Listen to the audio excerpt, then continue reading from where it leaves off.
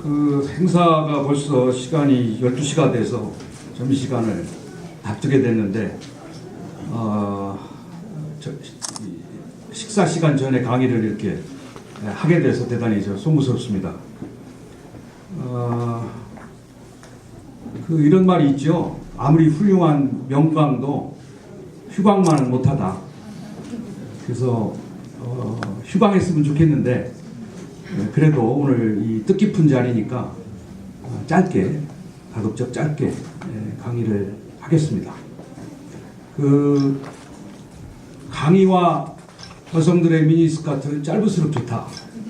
이런 말도 있는데 하여튼 오늘 제가 강조하고 싶은 몇 가지만 말씀드리고 마치도록 하겠습니다.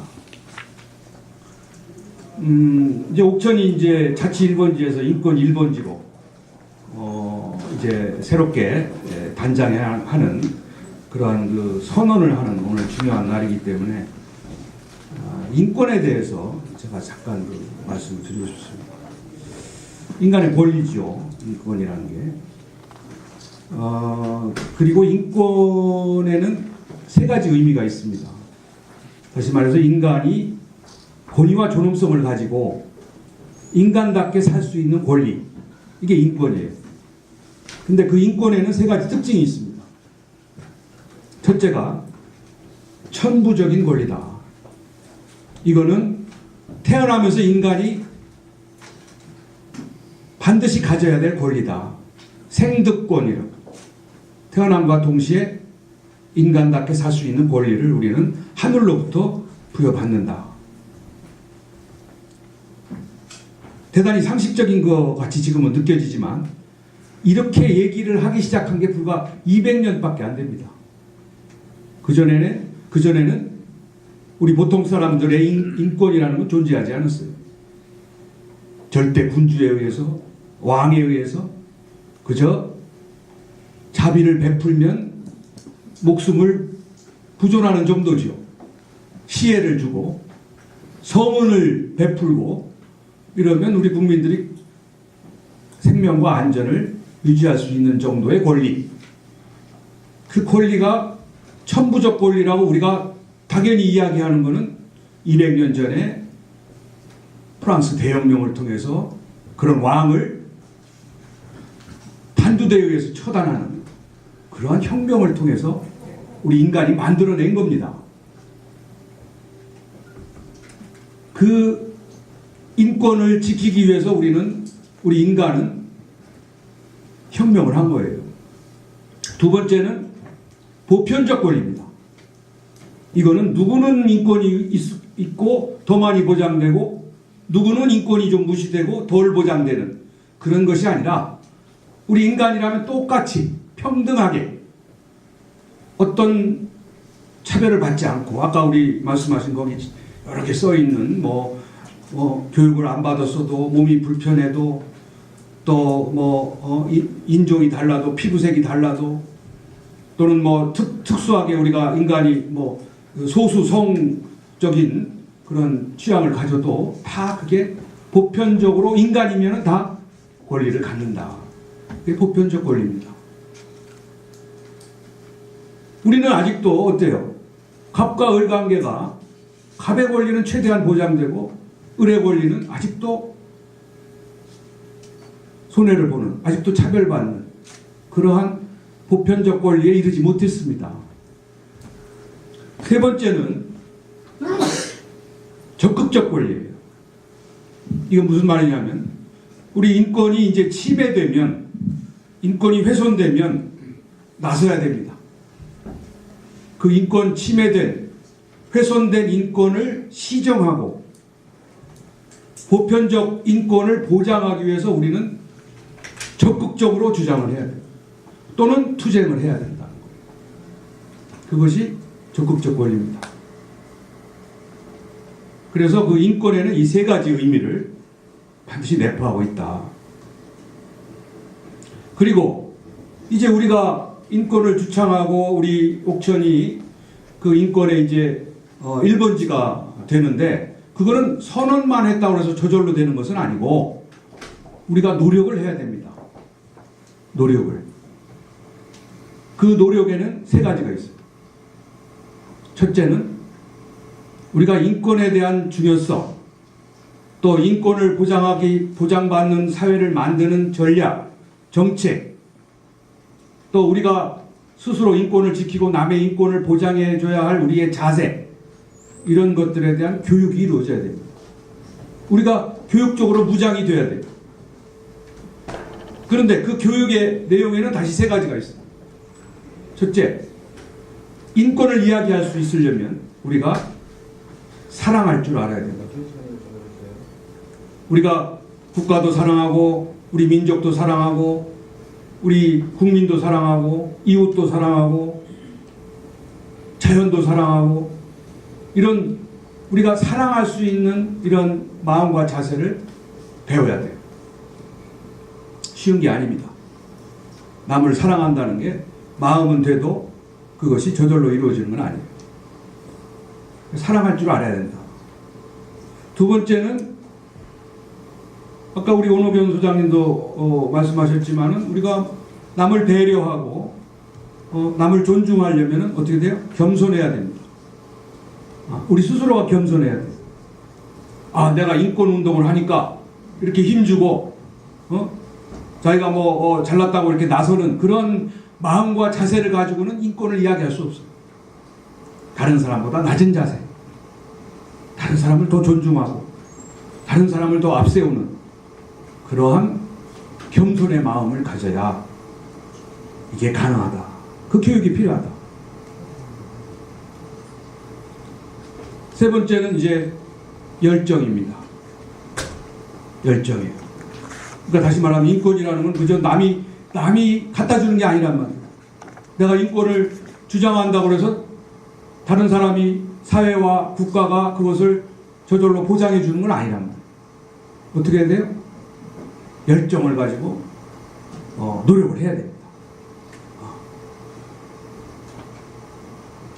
그래서 그러한 것에 대한 교육이 이루어지면 두 번째는 연대를 해야 돼요. 연대를. 그래서 우리가 오늘 많은 위원장들이 이렇게 위촉이 되고 또 우리 옥천에 각계각층에 많은 분들이 참여를 했단 말이에요. 그러면 서로 이게 연대를 해야 돼요. 혼자 힘으로 하기 어려우니까 서로 힘을 합쳐야 돼요. 그러니까 여러분들의 그 연대의식, 협력 이런 것들이 앞으로 이루어져야 된다.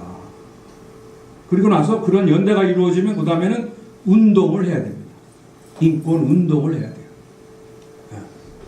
목소리를 내고 또 사람들을 동참시키고 또 인권이 훼손되는 곳에 목소리를 따끔하게 지적하고 시정하고 하는 것이 필요하다.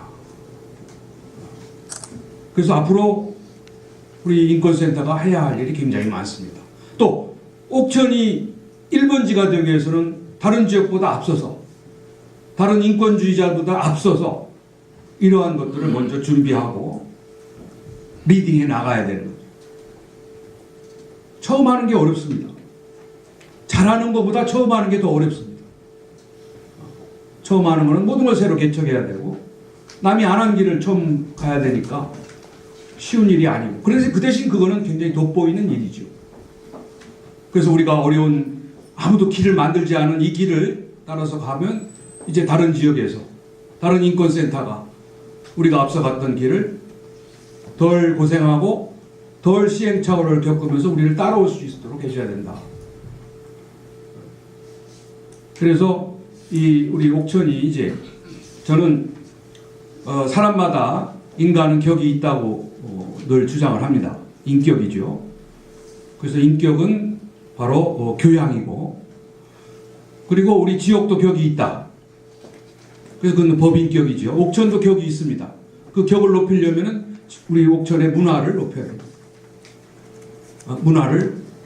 문화적인 상품도 만들고 또 문화적인 활동도 하고 문화적인 서비스도 제공하고 문화 창달도 하고 이런 노력이 필요한 거죠. 옥천이. 마찬가지로 국가도 격이 있습니다. 국격이죠. 국격은 국민소득이 몇 불이고 수출을 얼마나 하고 그래서 국격이 높아지는 건 아니에요. 우리 대한민국이 지난 60년 동안에 어마어마한 경제 성장을 했습니다. 1960년도에 우리나라의 수출을 3,300만 불밖에 안 했어요. 그러나 지금은 5천억 불을 하고 있어요. 1960년도에 1인당 국민소득이 불과 79달러, 100달러가 안 됐어요. 우리랑 그때 경쟁했던 나라들이 뭐 이디오피아, 소말리아 이런 나라들, 지금도 거기는 100달러가 안 돼요. 또는 우리보다 더 잘 살았던 필리핀은 257달러로 우리보다 3배보다 3배 이상 잘 살았지만 지금은 우리의 10분의 1밖에 안 돼요. 지금 2,000달러에서 왔다 갔다 합니다. 우리는 이제 3만 불을 목전에 두고 있어요. 이렇게 어마어마한 경제 성장을 했지만 과연 우리 대한민국이 인권이 보장된 행복한 삶을 살고 있느냐, 차별 없는 사회에서 우리가 살고 있느냐 하면 결코 그렇지 않습니다. 이제서 이제 우리는 경제만 성장하면 저절로 행복해질 줄 알았고 저절로 우리 인권이 보장될 줄 알았거든요. 그런데 오히려 어떻게 됐습니까? 거꾸로 됐죠. 인권을 보장받고 인권을 최대로 누리는 사람은 불과 10% 또는 현재는 더 극단적이 더 양극화돼서 1%, 2%만 슈퍼갑만 인권을 최대한 향유하고 있습니다. 나머지 90%, 99%는 인권을 보장받지 못하고 서러움과 외로움과 서글픔을 안고 있어요. 그래서 어떻게 됐냐면은 우리가 그걸 이기지 못해서 자살을 해요. 작년에 우리나라에서 16,000명이 자살했습니다. 전체 사망 원인 1, 2, 3위가 질병이고 4위가 자살률. 1위가 암, 2위가 뭐 심혈관, 3위가 뇌혈관, 그 다음에 4위가 자살이에요. 10대, 20대, 30대의 사망 원인 1위가 자살이에요. 40대, 50대는 2위. 이 정도로 자살이 세계 최고입니다. 왜 그래요? 먹고 살만한데. 먹고 살만하게 경제가 성장되는데 왜 자살합니까? 행복하지 못하기 때문에. 인권이 보장받지 못하기 때문에 목숨을 버리는 거예요. 노인들의 우리가 대한민국이 고령화 속도가 세계 최고입니다. 1960년도에 우리나라의 평균 수명이 52세였어요. 지금은 82세. 30년이 늘었어요. 이건 뭐 세계 기록입니다. 그런데 수명이 늘은 건 축복이죠. 30년을 더 사는 거는 우리가 정말 이거는 남의 나라에서 하지 못한 우리가 만들어 놓은 축복이죠. 그런데 문제는 오래 사는데 노인 자살률 세계 1위, 노인 빈곤율 세계 1위. 이게 뭡니까? 이거 재앙이에요. 오래 살아도 가난하고 외롭고 병들고 그렇기 때문에 더 살 수 있는데 자살하는 거예요. 뭐 혼자 자살하는 사람도 있고 가족과 같이 자살하는 사람도 있고 병든 아내를 간호하다가 같이 동반 자살한 사람이 있고 정말 가슴 아픈 기사들이 연일 신문지상에 등장하고 있습니다. 그렇죠? 그렇게 지금 우리는 곳곳에서 사회 곳곳에서 인권이 무너지고 인권이 침해되고 그것 때문에 사회가 폭력화되고 이런 것들이 지금 비일비재하게 일어나고 있다는 거죠. 그래서 우리는 그동안에 나름대로 경제 성장만이 아니라 민주화를 우리가 민주화에 노력하면서 뭐 4.19 혁명도 했고 5.18 민중 항쟁도 있었고 6월 민주 항쟁도 있었고 이런 노력을 나름대로는 해왔어요. 그런 전통과 이제 우리의 의지를 살려서 이제는 인권 쪽으로 우리가 힘을 모아야 된다. 그것이 이제 우리 인권 지역센터의 이제 출범의 의미고 또 우리의 사명감이다. 그러니까 여러분들이 지금 이렇게 참여하고 있는 이것은 대단히 소중한 일이고 대단히 가치 있는 일이고 또 누군가는 개척해 가야 할 일이다. 이게 서울에서 이루어지는 모임이라면 별 의미가 없습니다. 그거는 뭐 또 별로 그 이슈화 되지 않아요. 이 인권의 얘기가 지역에서, 비수도권에서, 그것도 옥천에서, 작은 군 단위에서 이러한 운동이 일어나고 있다는 것은 이건 대한민국의 희망이고 대단히 큰 역사적 사건이다. 근데 이게 단순히 이제 뭐 그냥 하나의 이벤트로 또 여기 참여하는 사람들의 무슨 뭐 하나의 타이틀로 그렇게 가서는 안 된다. 그게 더 아까 말씀드린 대로 여러분들이 그거 여기에 무슨 명함 하나의 민권센터에 뭐 위원장을 하나 여러분들이 가졌다고 그래서 자랑스러운 일이 아닙니다. 이제는 국민들에게, 대한민국 국민들에게 나는 인권에 대해서 이런 노력을 하겠다고 약속을 한 거예요. 그런 노력이 부끄럽지 않게 또 그런 노력이 의미를 갖게 여러분들은 이제 철저한 교육과 서로 상호 협력과 또 적극적인 열정을 가지고 이 문제를 다뤄나가야 된다. 그래야 우리의 이 운동이 가치가 있어진다. 그리고 옥천이 이제 인권의 고향이 된다. 옥천을 찾아오면은 그야말로 인권을 우리가 마음대로 향유할 수 있고 서로 평등하게 서로 인간답게 이렇게 문화를 누리면서 향유하면서 살 수 있는 그런 옥천이 되기를, 저는 고향이기 때문에 그런 고향 옥천이 되기를 진정으로 바라고 그것을 만들어낼 수 있는, 만들어내야만 하는 여러분들은, 그런 분들은 주인공은 여러분들이다. 그런 차원에서 오늘 말씀을 드리고 싶었습니다. 뭐 그 외에 이제 뭐 자세한 것들은 시간상 생략을 하고요.